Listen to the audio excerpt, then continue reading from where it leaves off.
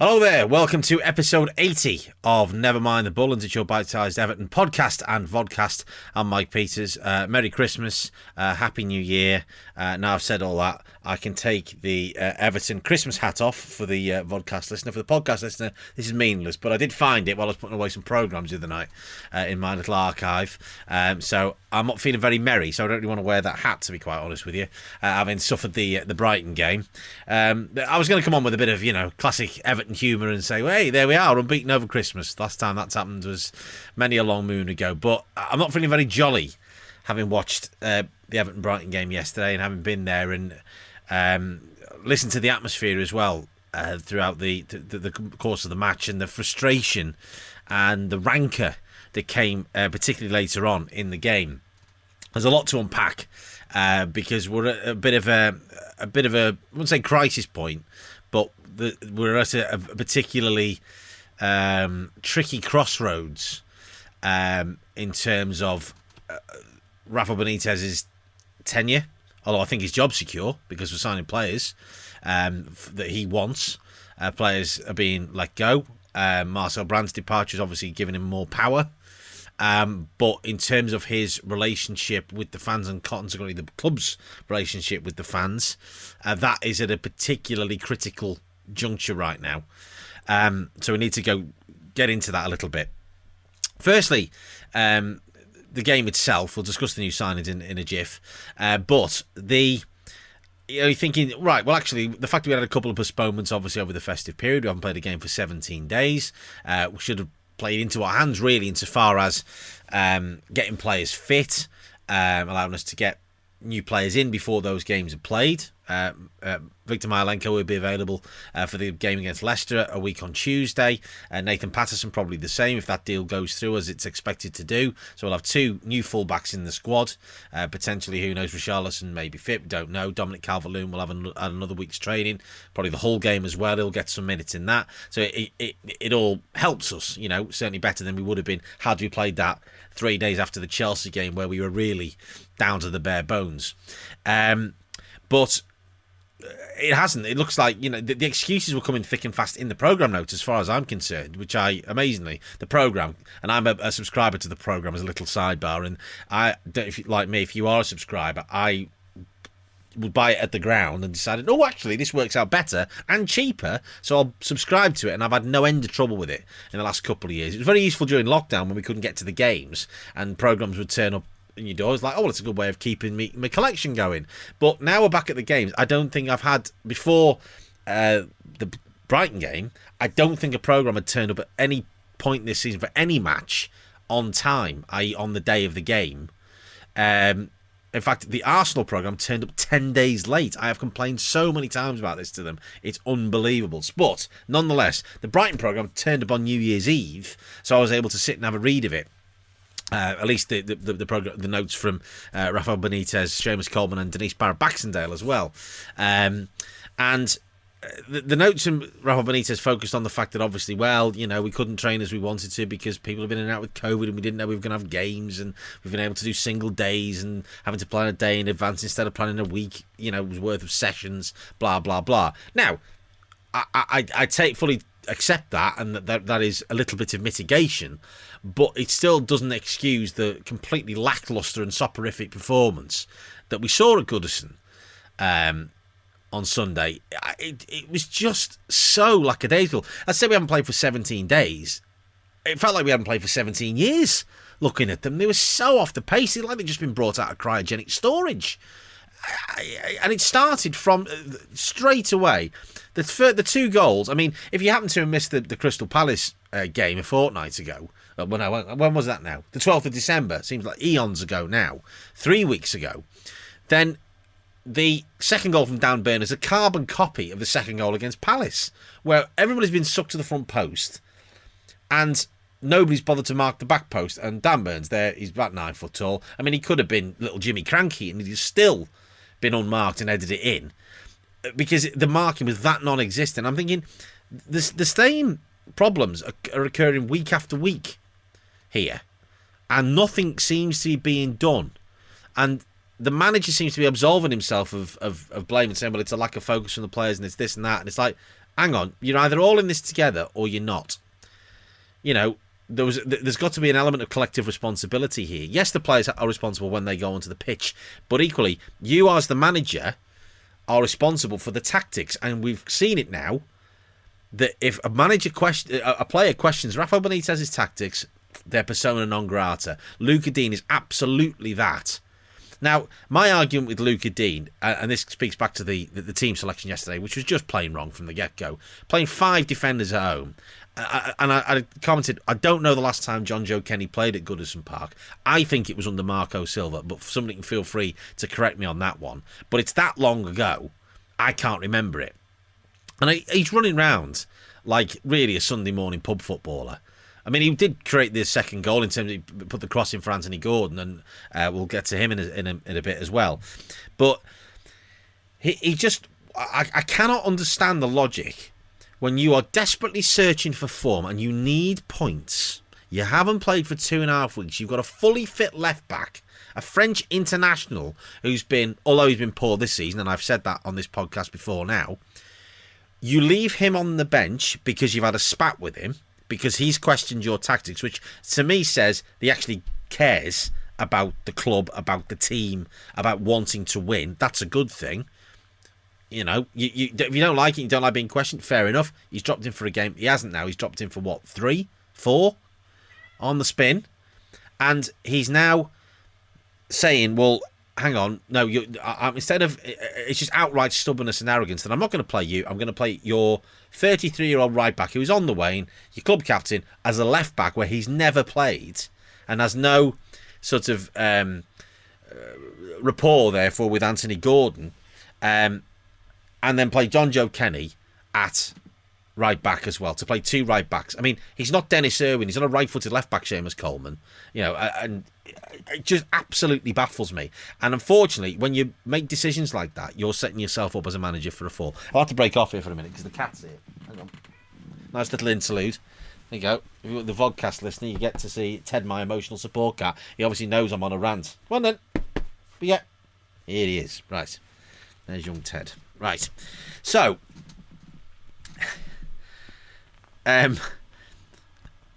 you look at that and then you're playing three defenders. Now, we weren't even playing wing backs, it was a back 5. Then you're playing Alan Abdoulaye Doucouré as a 2, which we know doesn't work. We've seen that in evidence many a time this season. Damari Gray, Anthony Gordon, that's fine, wide, and then Dominic Calvert-Lewin hasn't played since the end of August, so he's feeling his way back in, and you're thinking, we'll get an hour out of him. He misses a penalty. Other than that, he's fairly ineffective, although he did put, obviously, a lovely pass in for John Joe Kenny to create the second goal for Anthony Gordon. But he was so off the pace, and that's not his fault, that's just the way footballers are when they come back from injuries. He wasn't there, he wasn't with it, and he wasn't given any support. Now, we're thinking, after an hour, he was clearly blowing. Absolutely blowing. We're 2-0 down. We've conceded a dreadful first goal where we're all statuesque. The second goal's just as bad and is a carbon copy of a number of goals we've conceded like that this season. The performance had no energy. It was just apathetic. They were all running around like they were still hungover from New Year's Eve. You had the opportunity to change it at half-time. He didn't. Inexplicably. I could have even coped with my bête noire, Alex Iwobi. That's the first time in about 5 podcasts I've mentioned him, actually. I think I've been remarkably restrained there. Coming on to try and give us some energy. Didn't even do that. Left it as it was. We got ourselves back in the game with that very fortunate deflection off Adam Lallana from Anthony Gordon's shot. And then there was a 10-minute window there where the Gladys Street, and I imagine everywhere else around the ground as well, is screaming for him to make a change, to do something, to change it up, to try and, because we had a foothold in the game. He opted not to do that. We can see the poor third goal, although it was a good finish from McAllister, but again, the defending was pretty rank. Michael Keane was a cardboard cutout. Thinks he's Franz Beckenbauer. A couple of his passes were actually very good. Some of his distribution was awful. Mason Holgate was a headless chicken, and I do think his number is up as far as I'm concerned. I thought Ben Godfrey did play well, to be fair.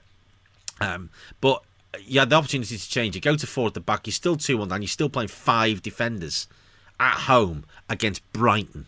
Now, no disrespect to Brighton, because I think they've actually done very well this season. They played some good stuff yesterday, but we gave them so much respect. We made them look like Brazil while we played like Alan Brazil after about 9 pints, or as he calls it, Tuesday. It just defied logic. I just didn't get it at all. And then we then go 3-1 down, and then he decides to go 2 up top. We've got 3 strikers on the bench, and he brings on Solomon Rondon. Now, I don't agree at all with the booing of Solomon Rondon when he came on. I have an enormous amount of sympathy for him because, and I said that before and I'll say it again, I don't think he's necessarily good enough, but having said that, he is a lightning rod for the frustration that has emanated from the fan base over the last few months as a result of tanked since the international break in October. He's not the problem with this. He came into a team, he clearly wasn't fit, he wasn't expecting to play. I'm sure Rafa Benitez wasn't expecting him to play as many games as he's had to, but that's because we didn't have the strength in depth that we needed, and he's refused to trust young, promising youngsters to give them minutes as well. He hasn't done that. Now, that again says, well, what's the point of, there's constantly discussion of Lewis Dobbins' contract. It's up in the summer. Is he going to sign a new one? Well, he's never going to sign a new one if you don't give him an opportunity. Ellis Sims came on and had a thankless task against Chelsea. Lewis Dobbins comes on, and we're thinking, great, okay, fine, he might give them a chance. Yesterday was a perfect opportunity to do that. Solomon Rondon comes on. He tried. I will absolutely consider he'd worked his best, but he just wasn't looking like he was going to create anything. And the chance that he had late on, where the ball fires over and drops to him, and I'm thinking he thought he was Marco van Basten all of a sudden. And instead of just heading it back across, where there were about 3 or 4 Everton players, 6 or 8 yards out, with a few Brighton defenders, he decides that he wants to try and volley it into the corner. Now, if it goes in, Gladys Street goes wild, everybody goes potty, it's an equaliser. Holy hell, we've managed to get a point out of a game that we absolutely deserve nothing from. Brighton thoroughly deserved the win, there's no question about that.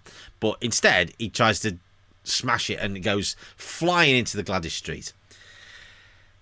Fans going after 70 minutes when we go 3-1 down, they can see that's their choice. I don't necessarily agree with that, but I can understand why they did it, because they could see that we weren't going to get back into the game, not with that level of stubbornness and arrogance that the manager is currently displaying. He went on about a lack of focus after the game. I've not even seen his post-match comments, but I don't need to, because it will be something absolving himself of blame to a degree. And I did comment to some friends that I sit around in the Gladys Street, as I smack my microphone, that this has got a hallmark. There's a definite flashback to the eras of Walter Smith and Sam Allardyce. Now, again, go back and check the archives. I've said about Walter Smith, I have a tremendous amount of time for him, and he was dealt a very bad hand at Goodison during his tenure. But we played some pretty rank football, but that was because we didn't have the personnel to do it. We're playing pretty rank football again, and we have better personnel. Cat's run away, the cat's bored of me now. Better personnel, but it's not a great squad. It's a very average squad, and we're playing some really, really poor stuff. The Rafa out chance started with some ferocity from the Gladys Street end, and there's a lot of anger there. I think the supporters and me have genuinely given him a chance. He's not going anywhere yet. We're not in a situation where we can get rid of him, because I'm just thinking, who else do we bring in? Unless you give it to Duncan Ferguson for the rest of the season. I think that's the only option if you choose to get rid of him. But we're now letting him sign players, and all of the problems at the club, and we've discussed this at length before on the podcast, aren't of his making, but he is not helping himself right now. With his attitude towards his players, some of his players, and he's not a stupid man, obviously. He's a successful coach and manager across Europe over a sustained period of time. He's clearly good at what he does. Now, if you are in a rut where you are, as a manager, where you're coming into a club where you already had, up against it really in terms of obviously his previous employment with a portion of the fan base, to then drop a player who admittedly is not playing well, but refuse to put him back in the team because that player has questioned your tactics when you actually need him in the team, and maybe that dropping of him has given him a kick up the backside, that to me is folly. That's really very, very not very clever at all. It's naive in the extreme to think that you're going to be able to do that, gamble on getting results, not get the results, and then not think there's going to be some sort of blowback from that. He's attempted to do that with Luca Dean. He clearly doesn't want him at the club. Myalenko's obviously been brought in to replace him. He looks like a County Road bobblehead, but we'll gloss over that. So we'll suppose he'll fit in brilliantly around Liverpool 4, won't he, to be fair? But, obviously his calibre is extremely good. He's 20-odd caps for the Ukraine, played in the Champions League for a couple of seasons. Obviously, nothing against him.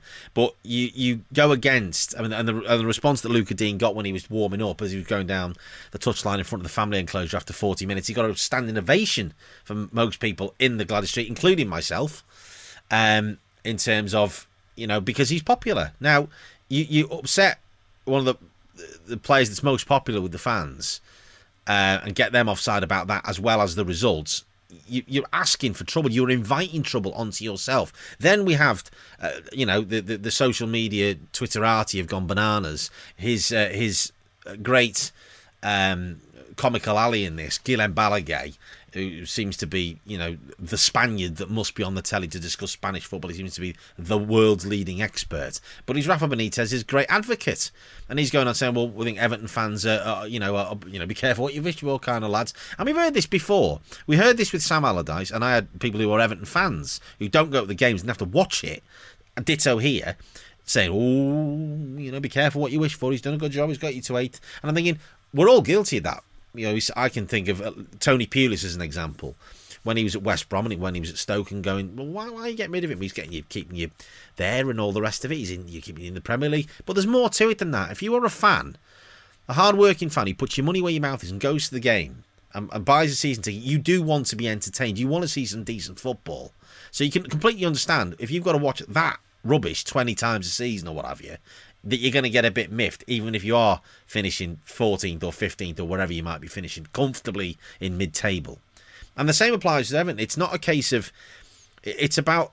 I've read some absolute twaddle from Rob Palmer, who should know better, quite frankly, saying about, well, Martinez was drummed out after he got into 2 cup semi-finals and you were 5th in the league. No. That barely scratches the surface of why Roberto Martinez lost his job. That's not the reason he lost his job.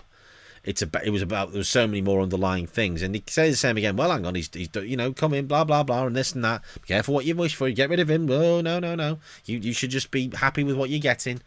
That's not good enough. And what we're not getting at the minute is anywhere near good enough as in terms of a performance from the players, from the manager, from the coaching staff, and from the hierarchy of the club. Now, some of those issues are starting to be addressed, but it's going to take a while. And in the meantime, he needs to get results because he's very, very much in danger of losing the fan base completely. Even the more sort of anodyne, portions of them, I suppose to a degree I include myself in that, who are far more patient, he's in danger of losing us. I think if he doesn't get a result against Hull, if we happen to go out the cup against Hull next week, and then we lose against Leicester, we don't get a result against Leicester at home, I think he's in big, big trouble. Not that I think that the hierarchy of the club want to sack him, but I think the hierarchy of the club will be swayed by the supporters and just go, we're in problems. And they're going to have to show some real fortitude to stick with him. He's going to have some serious brass neck, which I think he's definitely got. Or we are in for a very, very difficult second half of the season. The players themselves, Myalenko and I've already alluded to him, Nathan Patterson, obviously they've been heavily scouted. Got to trust the judgment that they've been scouted and they're going to be good signings. Obviously we've been looking for a right back for quite a while. We shall see. And obviously he's looked at the long-term successor to Seamus Coleman. We tried to get him in the summer. Steven Gerrard said no. We've been able to go back in for him now, as he's barely been playing again because James Tavernier is the Rangers club captain. He's been exceptional, so we've got him. Sounds like a good deal. 20 years old. We signed a 22-year-old Ukrainian. On the face of it, good business if we can get good money in for Luca Dean. That's not the issue. But that we shall, nothing to do with them. None of this is on them. But the manager has got to start to listen to the people around him and not to be so bloody minded and arrogant and not to think that he is infallible in terms of his tactics or his setup or his, not necessarily his plan for the club. That's fine. But right now, results are needed. He has to think and change his ways. Otherwise, once the natives have turned completely, and that is already happening, they're never going to turn back. On that bombshell, a double length episode. But then I haven't been here for about 2 weeks, so you can have a double length episode, can't you? That is your lot. If you want to get in touch, at NMTVPod on Twitter, nmtvpod@gmail.com, or you can leave me a voice note in the podcast description and vent your spleen if you want to. This has been a Top Content production, and until the next time, episode 81, after the Hull game next Saturday in the FA Cup, which hopefully will give us some respite from the league. Happy New Year. Come on, you Blues.